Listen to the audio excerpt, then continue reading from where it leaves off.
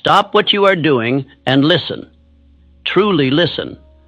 For if you miss what I am about to reveal, you may walk through the remainder of your life as a beggar when you were born to command. The difference between the man who bends the world to his will and the man who is bent by it is not luck, is not talent. It is the way he thinks. And more precisely, it is how he believes. I am not here to inspire you. I am not here to entertain you. I am here to awaken you.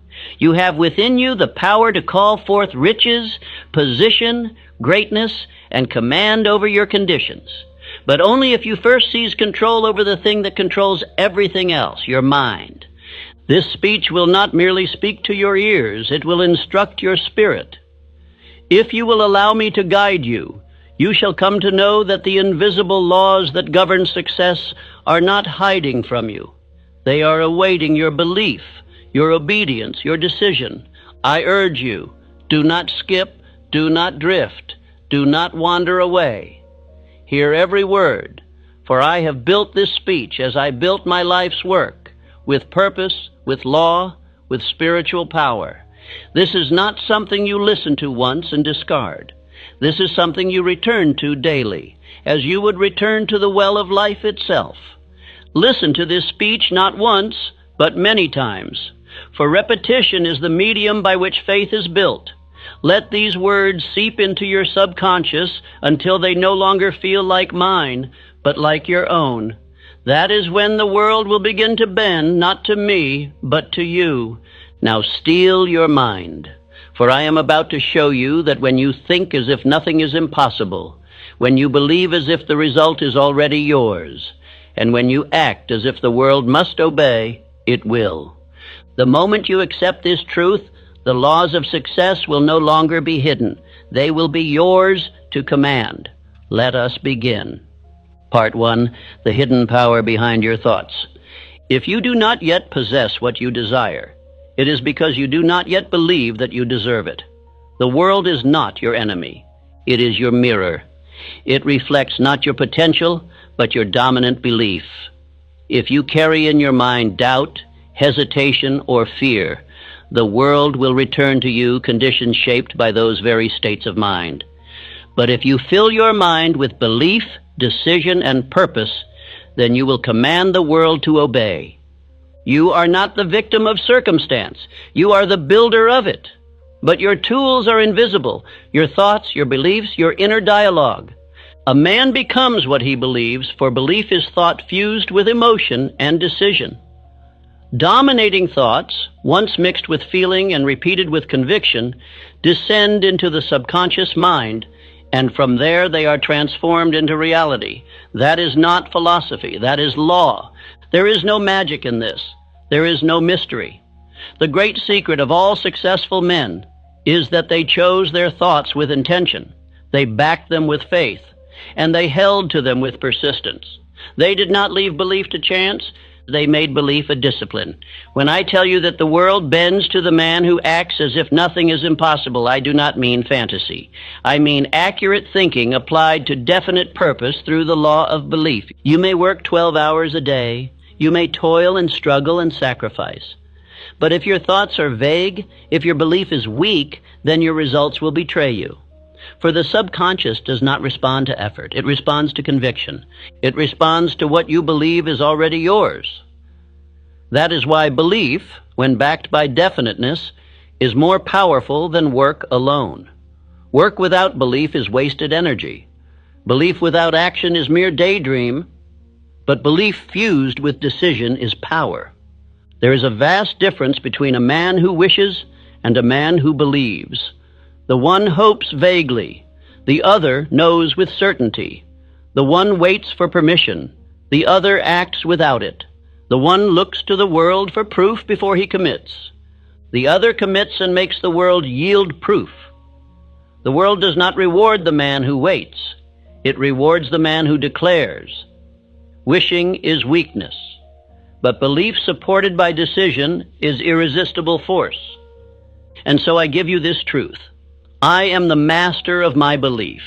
What I believe with emotion and act upon with decision becomes real. Say it aloud, not once, but every morning, every night, until your mind no longer questions, until your speech and your posture and your action all declare it without hesitation. Speak it until the doubt is gone. Speak it until you become what you speak. The tongue is the steering wheel of the subconscious, and belief is the engine. If you hesitate, the world hesitates. If you believe, it obeys. That is the strange and perfect symmetry of life. You do not need to chase success. You need only to chase certainty. When your inner belief becomes definite, your outer world becomes obedient. Men do not win by chance. They win by internal cause.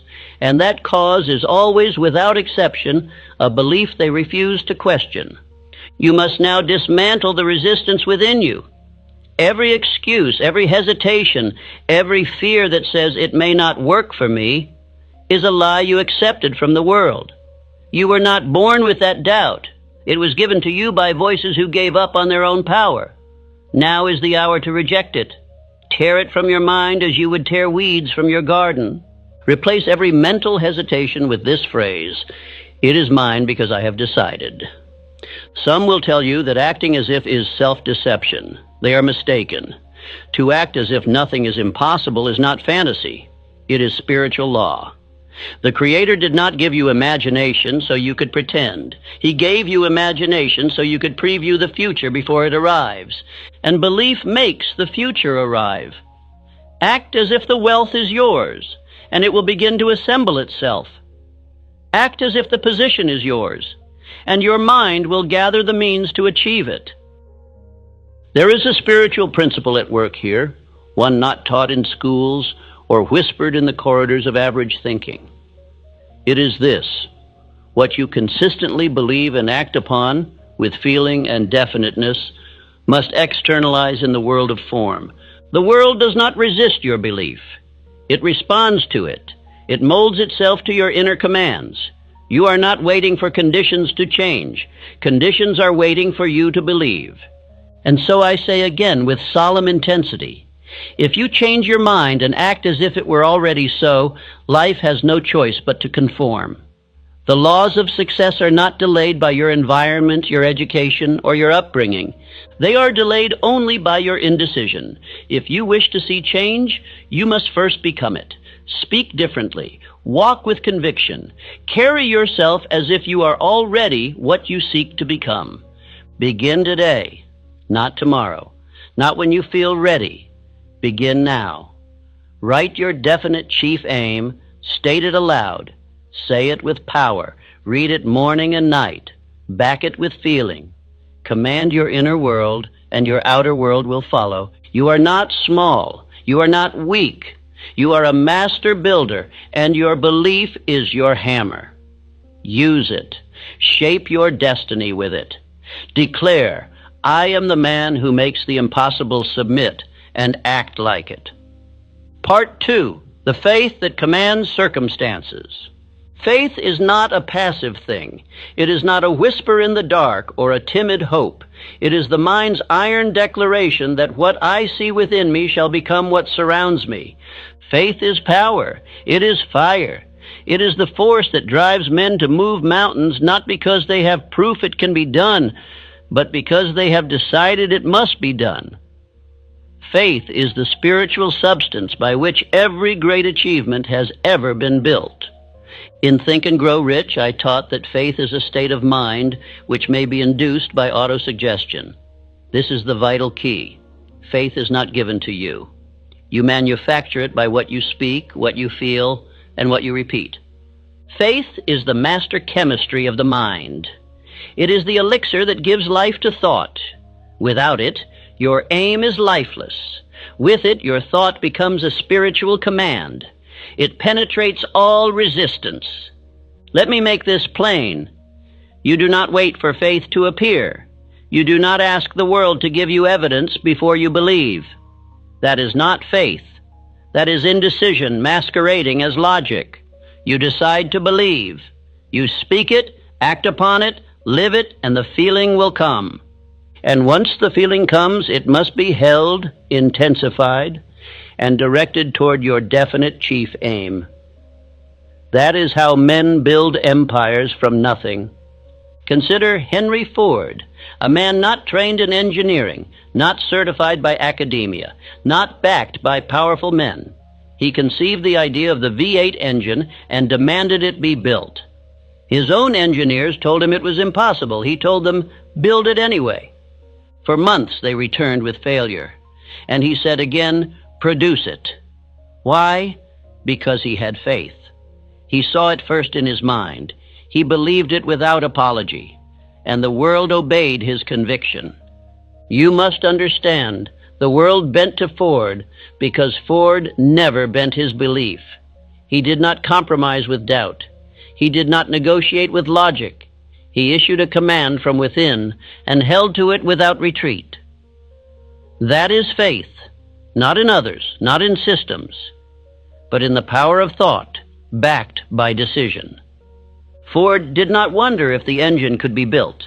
He acted as if it had already been done. And so it was. The power of acting as if is not play acting. It is preparation. It is spiritual law. When you move as the man who already possesses the goal, you train your subconscious to reject all that contradicts it.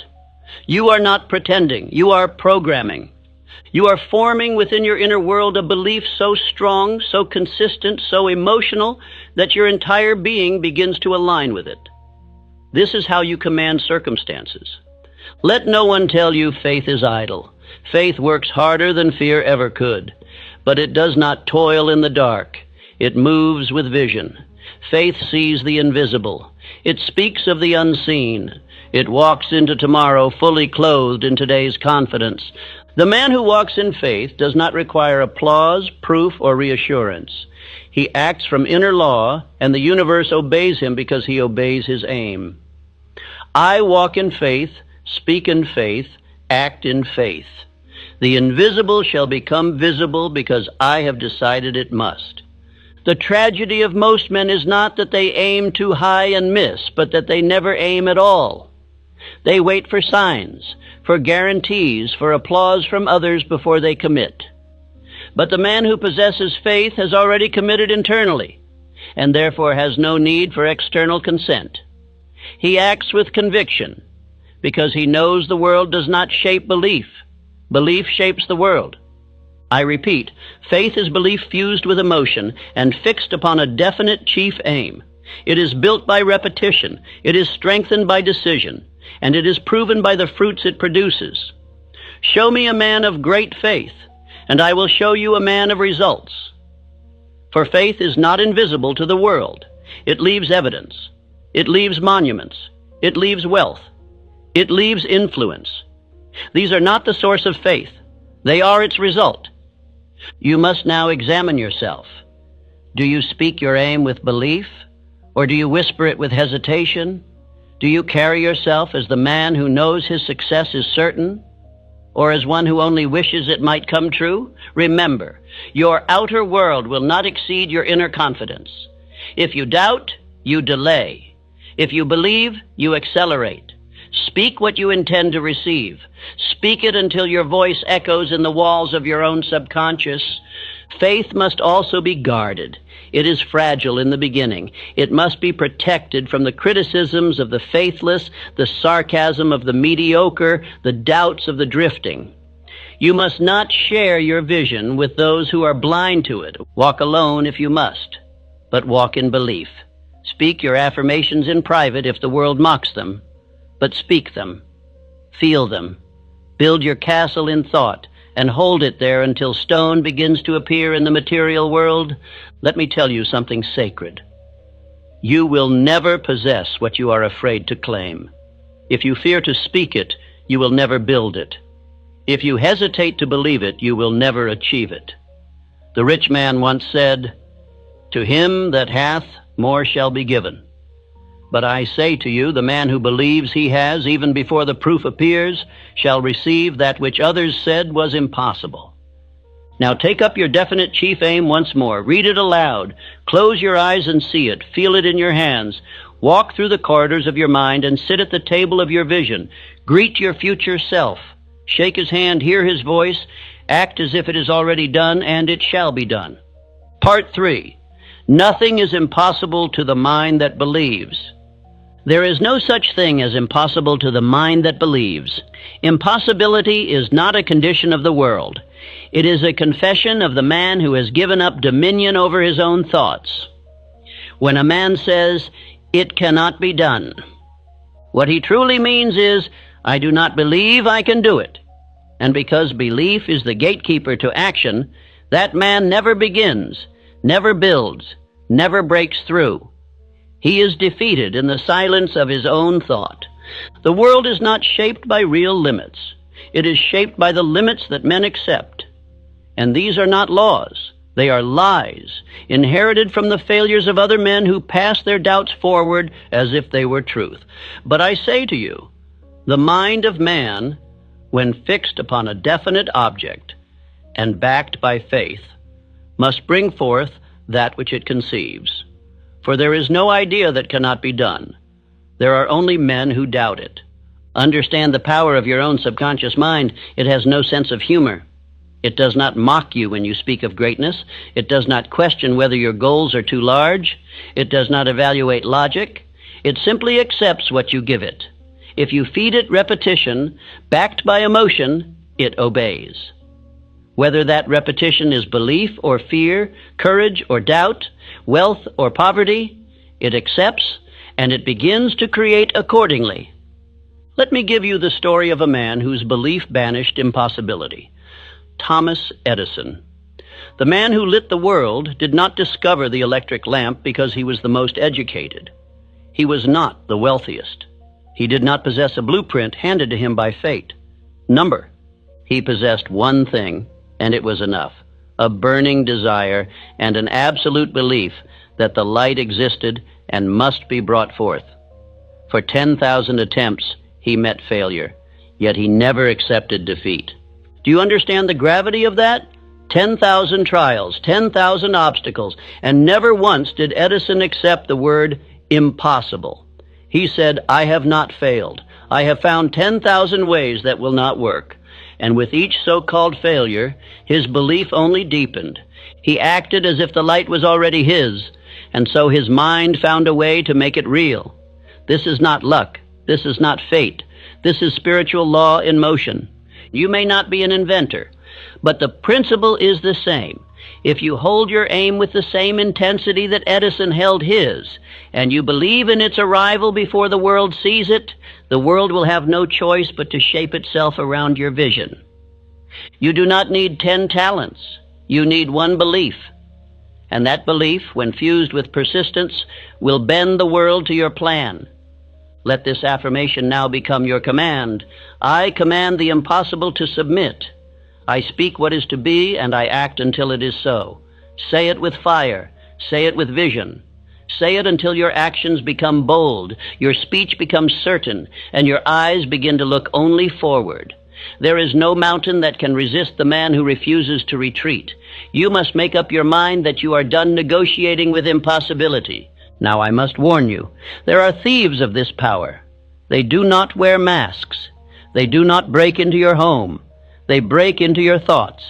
They come in the form of the 6 ghosts of fear. If you are to walk in power, you must know their names, and you must reject them daily. They are the fear of poverty, the fear of criticism, the fear of ill health, the fear of loss of love, the fear of old age, and the fear of death. Of these, the 2 most dangerous to the man pursuing belief are the fear of criticism and the fear of poverty. The first paralyzes your expression. It causes you to hesitate before speaking your truth. The second imprisons your imagination. It causes you to believe you must stay small to survive. But let me make this plain. If you entertain these fears, even for a moment, you interrupt the current of faith. You cast doubt into the garden of your mind. If you wish to walk in belief, you must guard your inner world. No seed of doubt must be allowed to grow. You must watch your thoughts as a soldier watches the gate. You must speak only that which reinforces your power. For the subconscious listens. It listens always. It hears your casual words. It hears your jokes. It hears your complaints. And whatever you repeat, it accepts. So you must speak with intention. You must declare the impossible as inevitable. Do not say, I hope. Do not say, I wish. Say, I am. Say, it is done. Say, this is mine. And act in accordance. Dress as if. Move as if. Spend your time as if. Believe as if. Not because the evidence is there, but because you are planting the evidence. Because you are laying down spiritual cause before the physical effect has time to appear. This is how a man who believes lives. He does not wait. He creates. You may have been told you need more experience. You may have been told you are too late, too early, too poor, too unqualified. But the man who believes does not consult those opinions. He does not measure his power by the standards of the world. He measures it by the laws of thought, which obey belief and persistency, not pedigree. You are not what others say you are. You are what you decide to believe and what you consistently prove through action.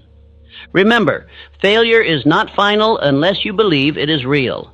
The difference between the successful man and the defeated one is often not resources, not skill, not luck, but whether he accepted failure or simply reclassified it as another step. Every delay is a test of belief. Every obstacle is an invitation to double your faith. If you do not turn back, you will reach the result. For the world has no defense against a man who never quits. So go now. Face your doubts. Banish them. Replace them with declarations of belief. Look at your vision with new eyes and refuse to blink. Refuse to shrink. Refuse to second guess.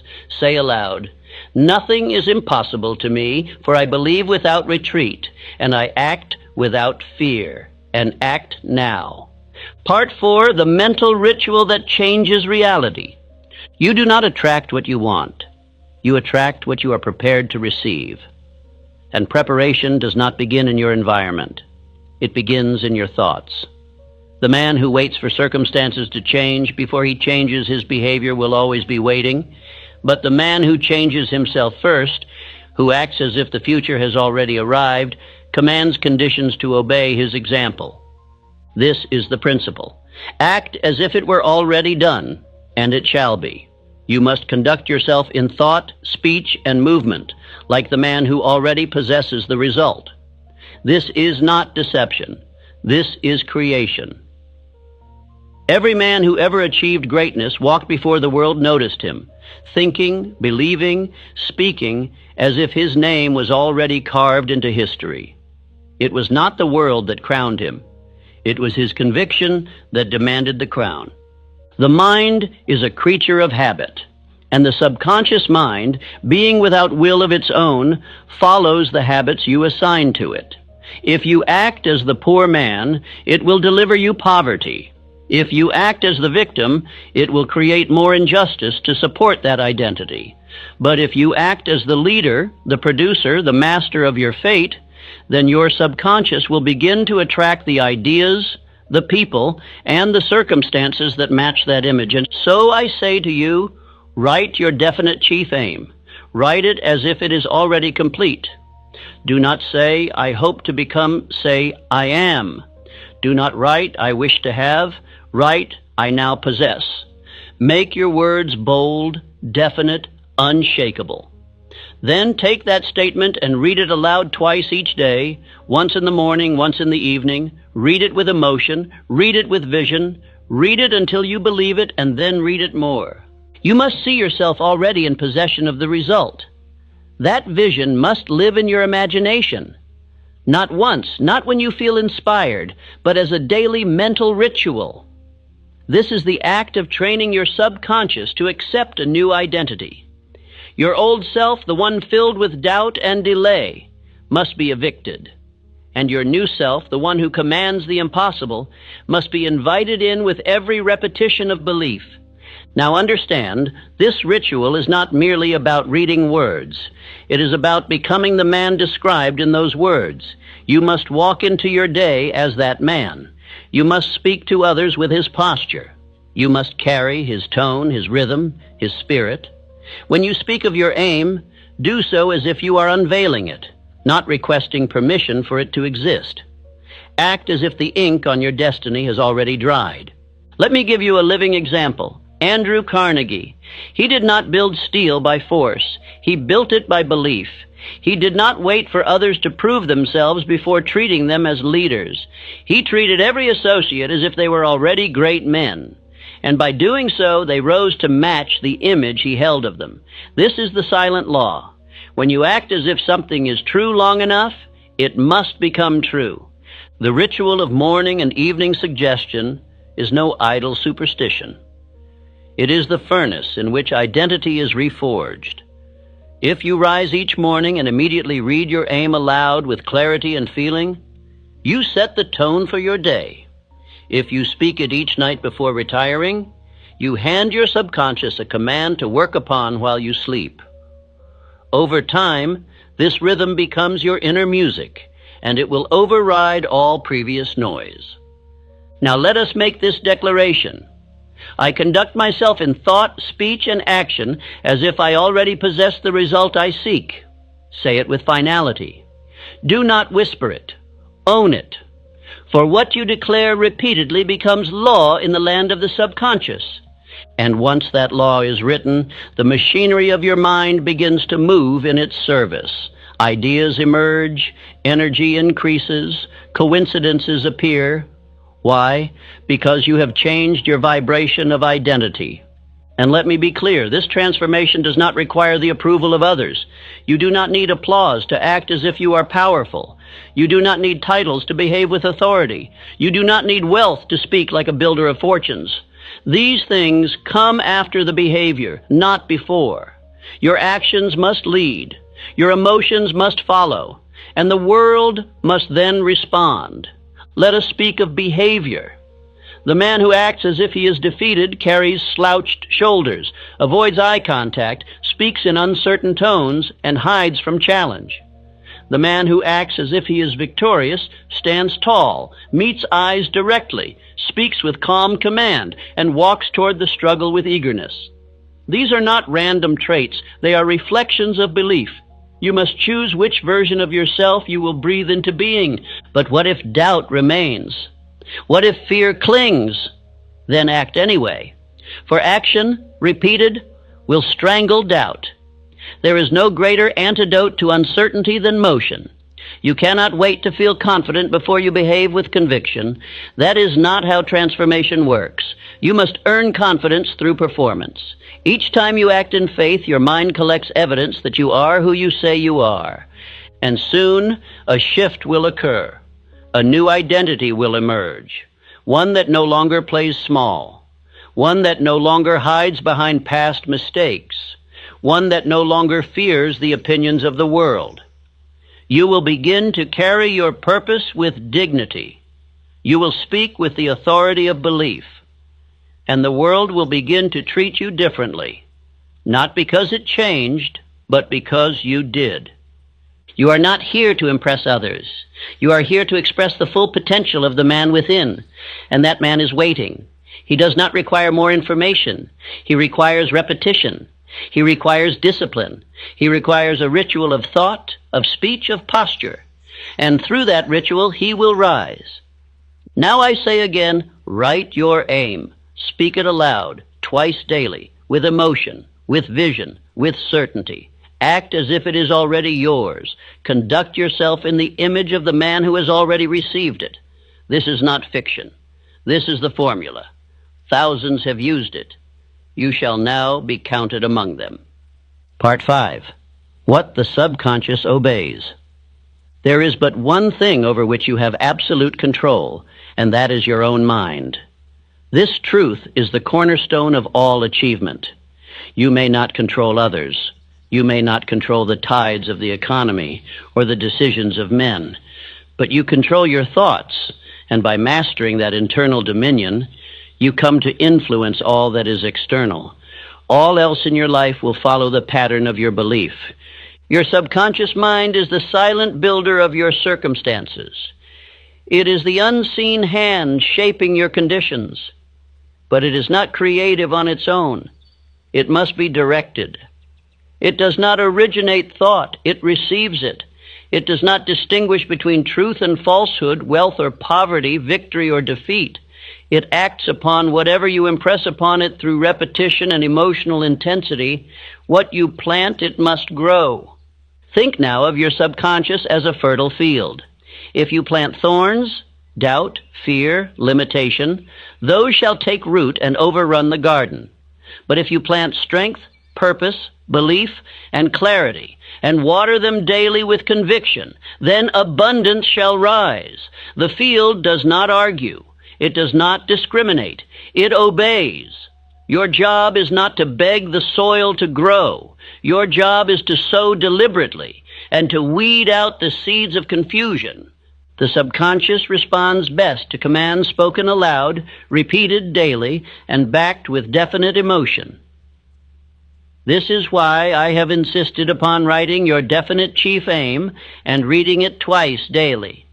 It is not a ritual for ritual's sake. It is a programming instruction to your inner world.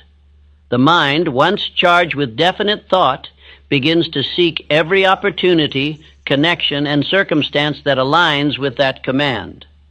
But there is another force, one more powerful than the isolated mind alone.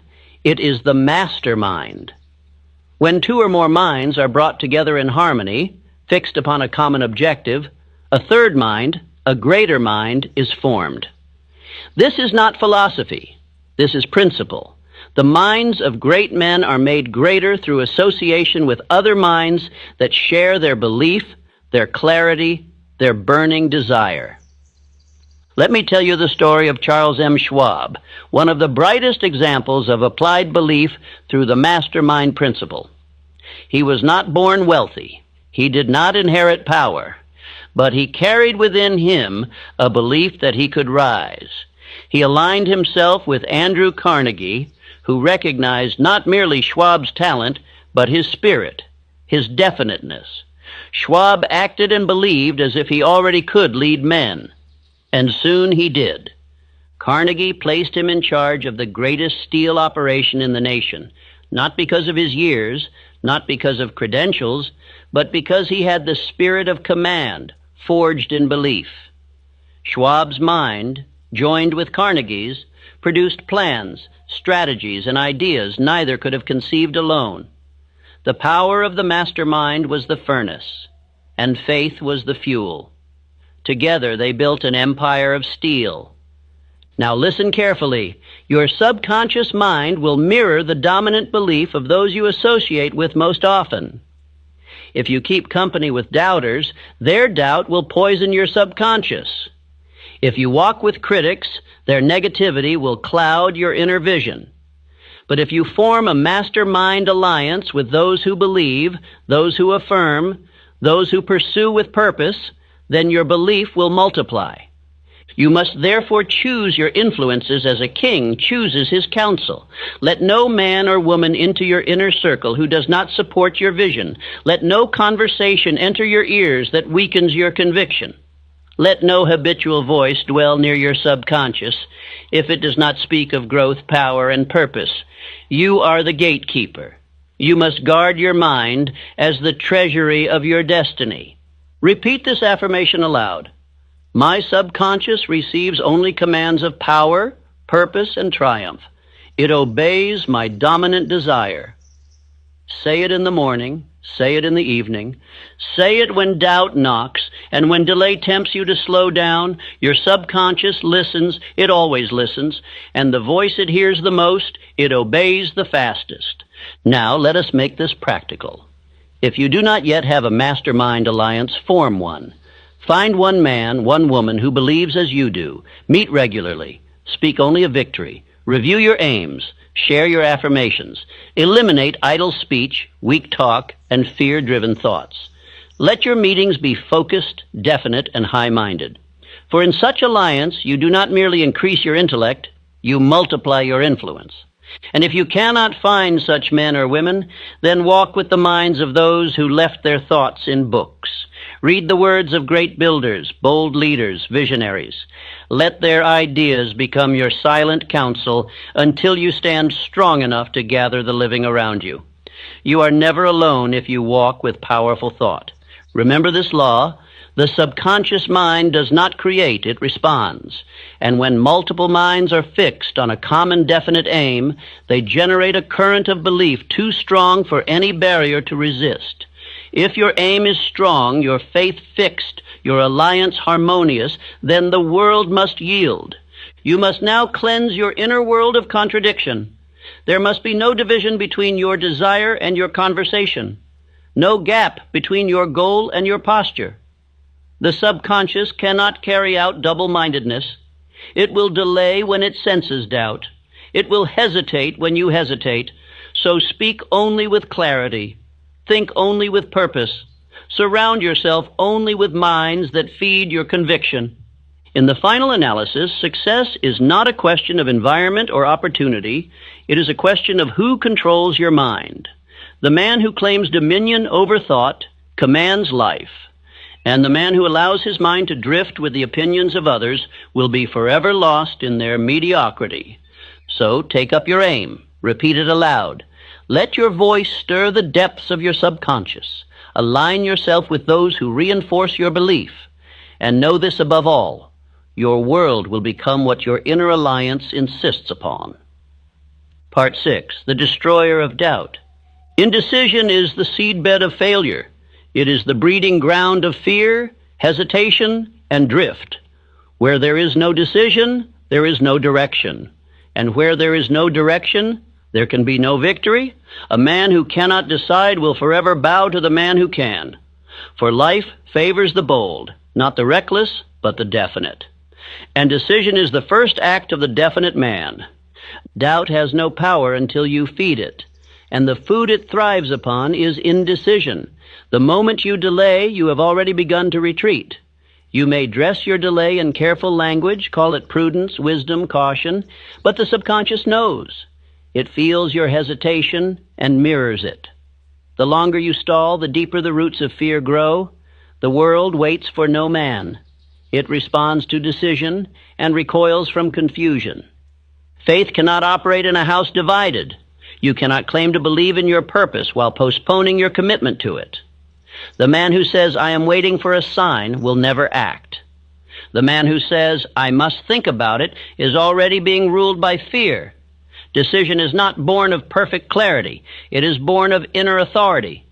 You must say, this is my path, and walk it, even while the road ahead is not yet visible. Now let us examine the cost of indecision. Every time you hesitate, you train your mind to distrust itself. The subconscious, being always obedient, watches your delay and begins to believe you are not serious. It withdraws its energy. It ceases to build. The ideas stop flowing. The will begins to weaken. And soon the window of opportunity that once stood open has closed. Not by fate, but by your own indecision. Contrast this with the power of decision. When you decide, your energy returns. Your mind sharpens. The world shifts. You begin to notice the tools, the allies, the chances you missed while doubting. Life rewards the man who has made up his mind. For nature herself does not permit waste, and no greater waste exists than a mind divided against itself. Let us look to the example of Abraham Lincoln, a man of deep inner struggle, uncertainty, and criticism. In his youth, he knew the pain of ridicule, the sting of failure, the burden of loneliness. But amidst all this, he made a quiet decision. He would leave a mark upon the world. That decision, once made, governed his every step. He was not perfect. He did not always see the way clearly, but he had decided, and that decision gave birth to one of the greatest destinies in history. It was not Lincoln's eloquence alone that gave him power. It was his moral conviction, his inner decision that right must be done, and that he would bear the weight of doing it. When others doubted, he remained fixed. When the Union trembled, he stood steady. Decision makes a man immovable, not because the winds do not blow, but because he is rooted in belief. This is your call now. You must cease wandering between possibilities. Choose your aim. Fix it. Commit. You do not need perfect plans before you begin. You need only the will to begin. The plans will unfold as you move. The doors will open as you walk. But the world will not kneel to the man who has not stood for himself. Let this be your affirmation. I decide. I act. I believe. I do not waver. And the world follows the man who does not flinch. Speak it when you feel unsure. Speak it when fear whispers. Speak it until your heart believes it and your steps embody it. There is a power in the man who has made up his mind, and that power calls forth everything required to fulfill the decision. I remind you, the greatest enemy of progress is not failure, it is doubt. Failure teaches, failure refines, but doubt paralyzes. It leaves you cold and motionless, staring at the door, but never turning the handle. You must choose now. Will you be a man of waiting or a man of movement? Will you live according to your vision or according to your fears? When you look upon your definite chief aim, do not entertain questions. Do not wonder if you are worthy. You are. Do not ask if it is possible. It is.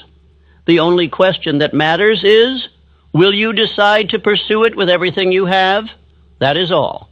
And once you answer that question with certainty, every other question fades. Understand this law. Decision burns bridges. It removes retreat. The man who succeeds does so because he has eliminated the possibility of turning back. When the mind knows there is no escape, it summons strength previously unknown. You have more power in you than you have used, but that power will not awaken while you are still choosing. So I instruct you, write your decision, speak it, commit to it in action. Move now, not tomorrow, not when the fear fades. Move while the fear trembles in your shadow. Move while doubt stands frozen behind you. For the moment you move with conviction, you will feel a strength you forgot you had. You will feel alive again. And the world will see it. They will see a man who has made up his mind. They will sense the fire behind your eyes, the certainty in your step, the resonance in your voice, and they will follow. For men follow clarity. They follow decisiveness. They follow those who know where they are going. You are such a man if you decide to be. You need no permission, no validation, only the will to speak, to move, to persist. You are the master, and doubt is the servant that must be dismissed. Let us go on. Part 7, what stops the faithful? Fear is not real. It is not substance. It is not solid. It is mist, vapor, smoke of the mind. But it becomes a wall to the man who believes it, and it becomes a prison to the man who obeys it. Fear has no power unless you grant it with your attention, your imagination, your indecision. And yet, fear has kept more men poor, small, and silent than poverty, failure, or death ever could. I tell you plainly, fear is the devil's greatest tool. It causes drifting. It clouds clarity. It poisons vision. In outwitting the devil, I revealed what I learned in my study of thousands of men, those who failed, those who succeeded. The difference was always this.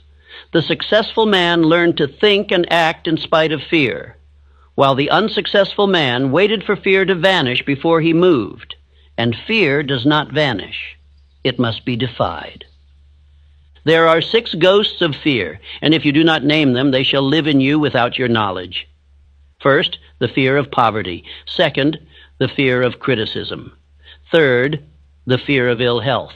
Fourth, the fear of loss of love. Fifth, the fear of old age. Sixth, the fear of death. These 6, when left unchallenged, rule over man like unseen masters. But when exposed, when named, when rejected, they dissolve. Let us speak first of the fear of criticism, for it is the most subtle and most deadly to ambition. It causes men to lower their voices, to soften their declarations, to delay their aims. A man who fears what others will say can never fully speak his vision. He walks in the shadows of other men's opinions. He becomes small, not because the world made him so, but because he surrendered his voice. I say to you, you must not fear to be misunderstood. You must not fear to be doubted. You must not fear to be alone in your vision. Every great leader, every builder, every innovator, every man of faith walked through the valley of criticism before reaching the mountain of success. The world does not cheer the man at the start. It doubts him, it mocks him, it resists him. But if he persists, the world will one day stand in awe of what he has built. Now let us turn to the fear of poverty, the most common and the most crippling.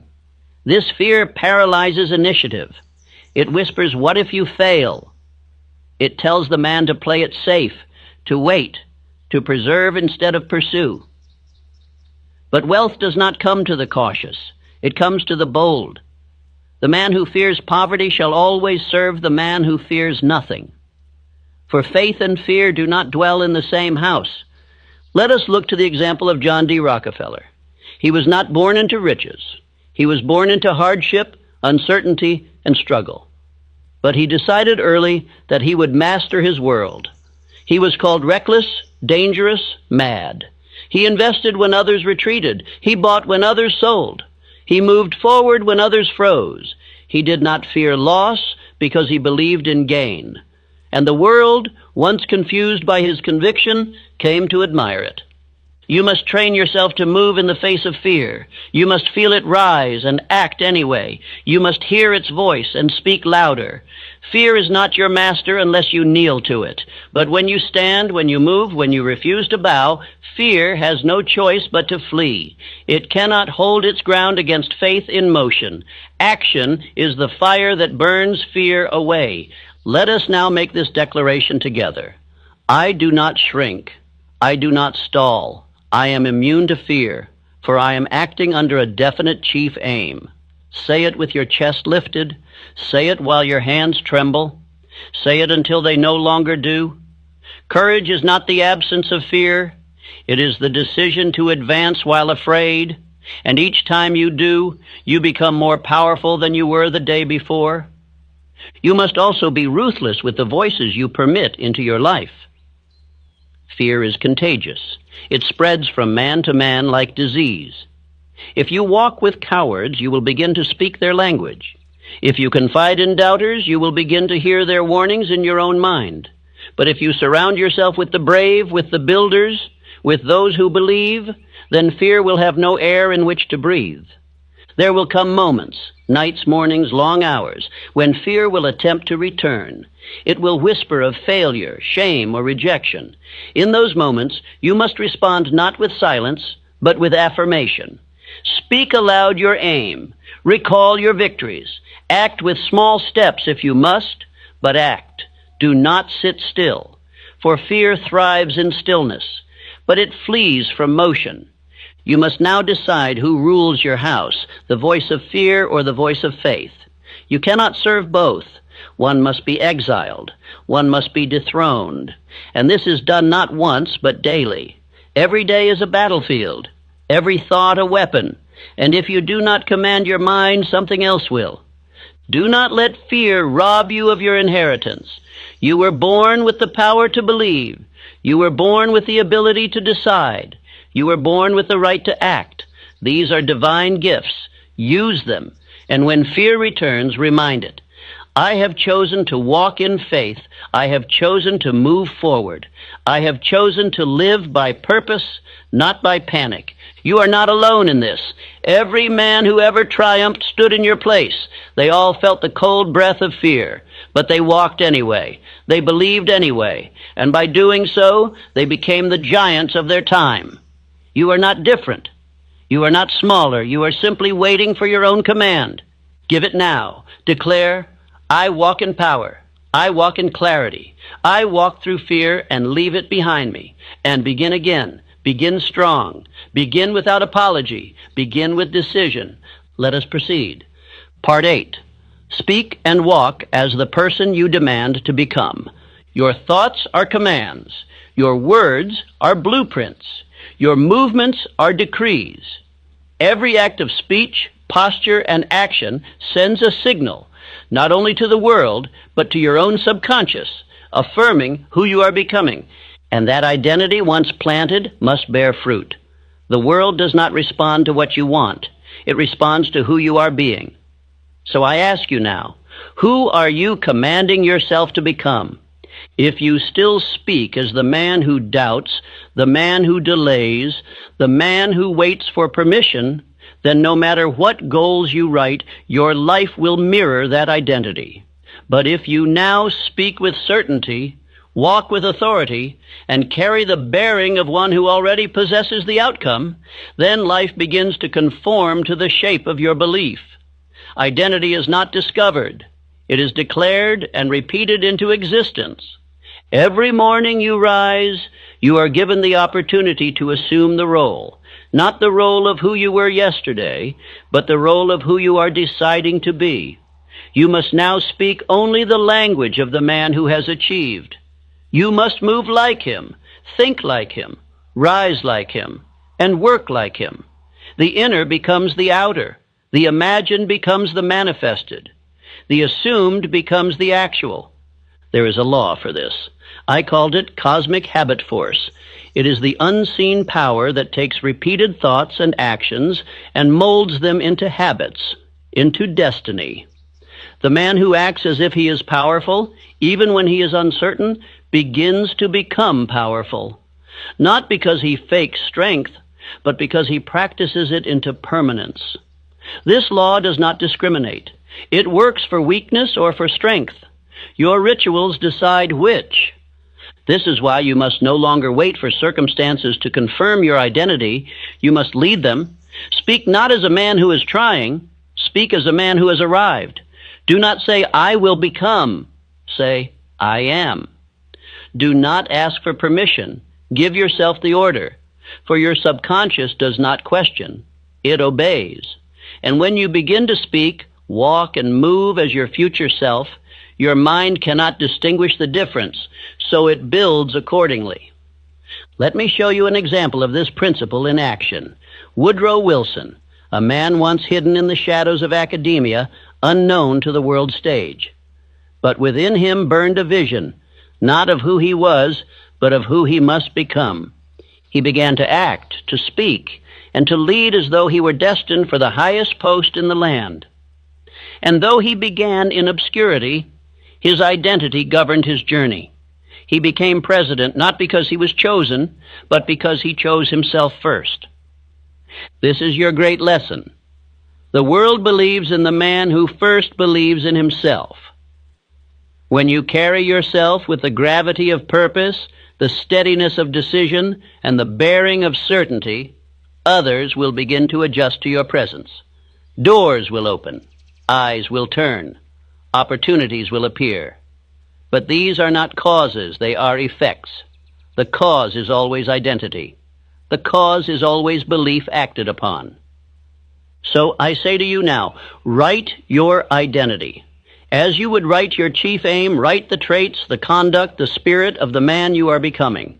Describe his speech, his courage, his self-control, his decisiveness, and begin without delay to embody him today, in small steps, in large declarations, in silent practices.